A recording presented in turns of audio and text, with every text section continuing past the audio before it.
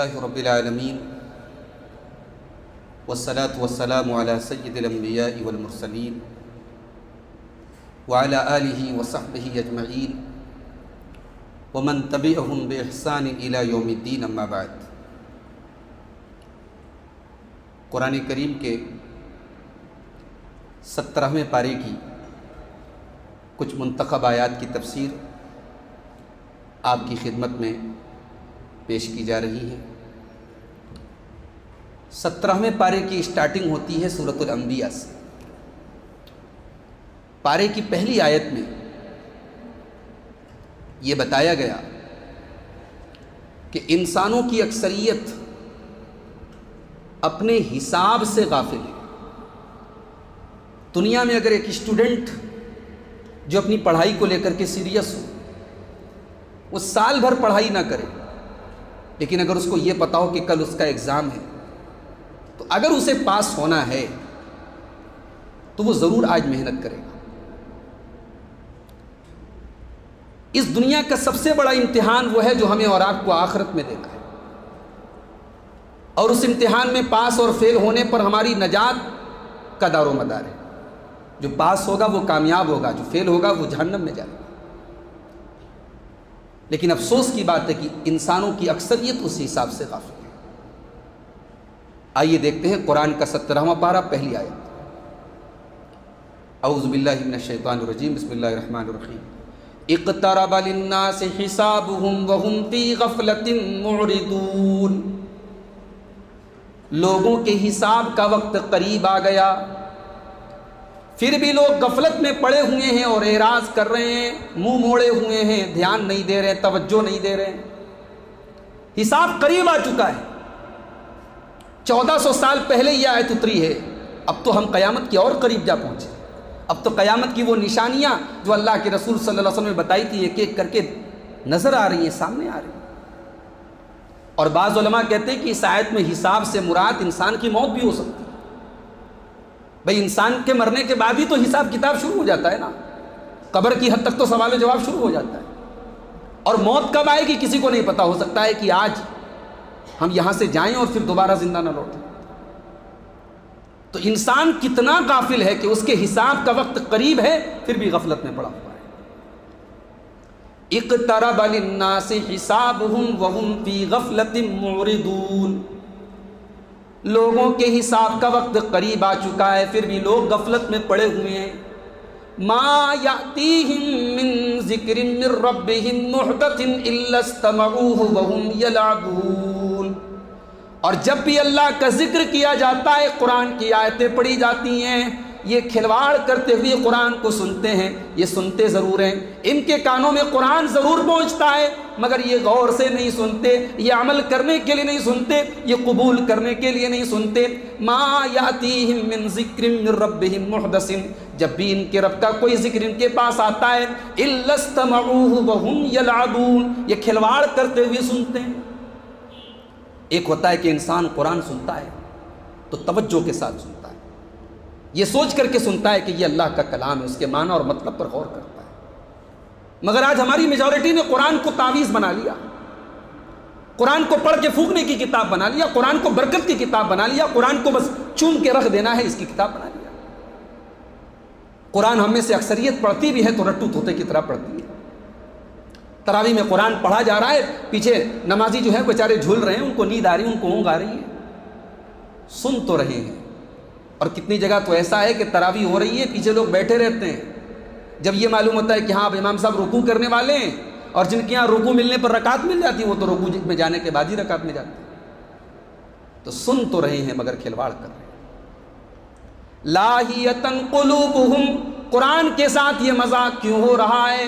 قرآن کو سن کر کے انسنا کیوں کیا جا رہا ہے؟ لاہیۃ قلوبہم، اس لیے کہ ان کے دل غافل ہیں، اس لیے کہ دل کے اندر بیماری ہے، دل لہو و لعب کے اندر مبتلا ہے، دل بیمار ہو چکا ہے، دل خراب ہو چکا ہے۔ اسی لیے کسی مفسر نے لکھا ہے اذا فسد القلب تبعته الجوارح، جب دل خراب ہو جاتا ہے تو باڈی کے سارے پارٹس اس کو فالو کرتے ہیں۔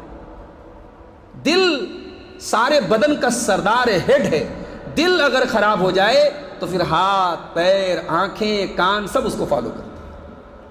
تو یہ کان سے سن کر کے قرآن کو انسنا کیوں کرتے ہیں؟ اس کی ریزن کیا ہے، اس کی وجہ کیا ہے؟ کیونکہ لاہیۃ قلوبہم، ان کے دل بیمار ہیں، ان کے دل لہو و لعب میں مبتلا ہیں۔ بھی آج ہمارے نوجوانوں کی میوزک کیوں پسند ہے؟ اسی امت میں ایسے نوجوان بھی ہیں کہ قرآن پڑھا جا رہا ہے مکے کے اندر، حرم کے اندر، شیخ یاسر الدوسری قرآن پڑھ رہے ہیں، شیخ بندر بلیلہ قرآن پڑھ رہے ہیں، شیخ عبد الرحمن السدیس قرآن پڑھ رہے ہیں، اور وہ پیچھے نوجوان ہے 20 سال کا، وہ رو رہا ہے، اس کی آنکھوں سے آنسو جاری ہے، وہ قرآن اس کے دل اور روح کو متاثر کر رہا ہے، وہ بھی تو نوجوان ہے۔ اور ایک وہ نوجوان ہے جو گاڑی چلا رہا ہے تو گانا سن رہا ہے، جو گھر میں بیٹھا ہے تو ایئر فون اور ہیڈ فون لگا کے گانا سن رہا ہے، اس کو میوزک سے سکون مل رہا ہے، اس کو گانے سے سکون مل رہا ہے۔ تو دل تو دونوں کے پاس ہے نا، مگر دل میں ڈیفرنس ہے، ایک دل اللہ کے ذکر سے مطمئن ہو رہا ہے، اللہ کے ذکر سے سکون پا رہا ہے، اور ایک ذکر بالی ووڈ کے گانوں سے سکون پا رہا ہے۔ تو دل خراب ہو جائے میرے بھائیوں تو انسان خراب ہو جاتا ہے۔ اسی لیے اللہ کے پیارے نبی فرماتے ہیں الا ان فی الجسد مضغۃ اذا صلحت صلح الجسد کلہ واذا فسدت فسد الجسد کلہ۔ انسان کے شریر میں، انسان کی باڈی میں ایک ایسی چیز ہے، اگر وہ ٹھیک ہے تو ساری باڈی ٹھیک ہے، اگر وہ گڑبڑ ہے تو ساری باڈی گڑبڑ ہے۔ الا وہی القلب، وہ انسان کا دل ہے۔ تو دل کو صحیح کرو میرے بھائیو، دل اگر گڑبڑ ہے تو آدمی قرآن کو سن کر کے بھی کھلواڑ کرتا ہے۔ اس کے بعد یہ فرمایا گیا کہ قرآن وہ کتاب ہے جس میں تمہارا ذکر کیا گیا ہے۔ لَقَدْ أَنزَلْنَا إِلَيْكُمْ كِتَابًا فِيهِ ذِكْرُكُمْ أَفَلَا تَعْقِلُونَ۔ میرے بندو، ہم نے وہ کتاب تمہارے اوپر اتاری ہے جس کتاب میں تمہارا ذکر کیا گیا ہے، تمہیں منشن کیا گیا ہے۔ اس قرآن میں اپنے آپ کو تلاش کرو، تم ضرور اپنے آپ کو پالو گے۔ قرآن میں تہجد پڑھنے والوں کا بھی ذکر ہے، قرآن میں اللہ سے ڈرنے والوں کا بھی ذکر ہے، قرآن میں نماز قائم کرنے والوں کا بھی ذکر ہے، قرآن میں صدقہ خیرات کرنے والوں کا بھی ذکر ہے، قرآن میں سچ بولنے والوں کا بھی ذکر ہے، اور قرآن میں مکاروں کا بھی ذکر ہے، قرآن میں شیطان کا بھی ذکر ہے، قرآن میں قارون کا بھی ذکر ہے، قرآن میں اللہ کا مذاق اڑانے والے کا بھی ذکر ہے، قرآن میں اللہ سے غافل ہونے والوں کا بھی ذکر ہے۔ لقد انزلنا الیکم کتابا فیہ ذکرکم افلا تعقلون۔ میرے بندو، ہم نے وہ کتاب تمہیں دی ہے جس کتاب میں تمہارا ذکر کیا گیا ہے، اپنے آپ کو تلاش تو کرو اس کتاب کے اندر۔ حضرت احنف بن قیس تابعی ہے، ایک دن قرآن پڑھ رہے تھے اور اسی آیت پر ان کی نظر پڑ گئی، کہنے لگے بڑی عجیب بات ہے، قرآن کہہ رہا ہے کہ میرا ذکر ہے اس کے اندر، کہاں ہے میرا ذکر؟ اب تلاش کرنے لگے قرآن میں میرا ذکر کہاں ہے۔ تلاش کرتے کرتے اس آیت پر پہنچے تتجافى جنوبهم عن المضاجع يدعون ربهم خوفا وطمعا ومما رزقناهم ينفقون۔ میرے نیک بندے تو وہ ہیں، میرے نیک بندے تو وہ ہیں، رات میں ان کے پہلو ان کے بستر سے الگ ہوتے، وہ رات میں تہجد پڑھا کرتے ہیں، كانوا قليلا من الليل ما يهجعون۔ میرے نیک بندے تو وہ ہیں جو رات میں بہت کم سوتے ہیں، رات کو اللہ کی بارگاہ میں روتے ہوئے گزار دیتے ہیں۔ بولے اتنا متقی تو میں نہیں۔ پھر اور آگے بڑھے، قرآن کی کچھ ایسی آیتیں ان کی نظر سے گزری جہاں کافروں کا ذکر ہے۔ اذا قیل لهم لا الہ الا اللہ یستکبرون۔